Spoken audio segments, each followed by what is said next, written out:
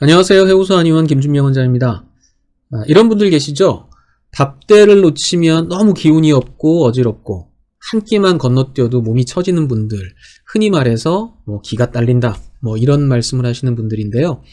이런 분들 중에서도 심하게 입냄새가 나는 분들이 계십니다. 오늘도 그런 분을 한번 소개시켜 드리겠습니다. 오늘 소개해 드릴 사례는 20대 초반의 여성분이시고요.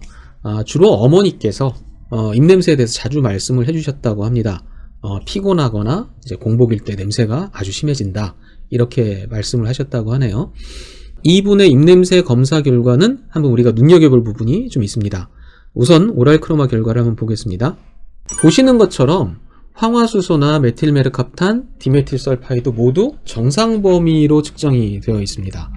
그런데 제가 냄새를 직접 맡아봤을 때는 굉장히 심한 냄새가 났었습니다. 코를 찌르는 아주 자극적인 냄새인데 하수구 냄새 비슷한 그런 냄새가 났었습니다.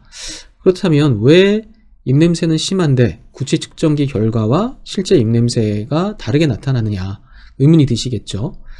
입냄새를 측정하는 기계, 즉 오랄 크로마나 할리미터는 주로 휘발성 황화합물이라는 가스를 측정하는 장비입니다. 그런데 입냄새에는 이 황화합물 말고도 질소화합물, 지방산, 알코올, 아세톤 같이 구취 측정기에는 측정이 안 되는 종류의 가스가 굉장히 많습니다. 그래서 구취 측정기 결과는 정상이지만 실제 입냄새를 맡아봤을 땐 아주 심한 악취가 나는 경우들도 종종 볼 수 있습니다. 이 환자분도 그런 경우라고 봐야 될 것 같습니다. 이 환자분은 입냄새와 관련해서 좀 중요하게 살펴볼 부분들이 몇 가지가 있었는데요. 첫째는 체력이 매우 약하고 기운이 없다는 것이고요. 또 하나는 근무 시간이 일정하지 않아서 식사를 자주 건너뛰게 되는 그런 생활 패턴이 있었습니다. 우리가 공복이 길어지거나 에너지 소모가 아주 많아지면 저혈당 상태가 되는데요.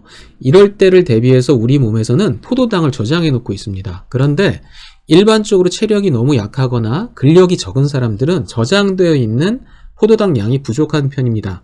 그래서 이런 분들이 부족한 에너지를 사용하기 위해서는 지방을 에너지로 쓰게 되는데 이때 지방을 바로 에너지로 쓸 수 없기 때문에 당으로 전환을 시켜줍니다. 이 과정에서 굉장히 악취가 나는 물질들이 생성이 되고 이게 입냄새를 유발할 수 있습니다. 이분도 좀 그렇다고 보이는데요. 이분의 맥파 검사나 자율신경 검사 결과를 한번 보죠. 보시는 것처럼 맥파의 강도가 굉장히 약하고 피로도도 높고 건강지수도 되게 낮게 나오죠. 맥진을 직접 했을 때도 맥이 아주 가늘고 뛰는 힘이 약한, 무력한 그런 맥상인 것을 확인할 수 있었습니다. 혀 사진을 한번 볼까요? 이 혀를 살펴보면 색깔이 약간 창백하고 좀 허옇죠. 그리고 치흔이라고 해서 이 혀 주변에 이빨 자국이 보이는데 이 치흔도 보통 기운이 허약한 사람들에게서 자주 볼 수 있는 증상입니다.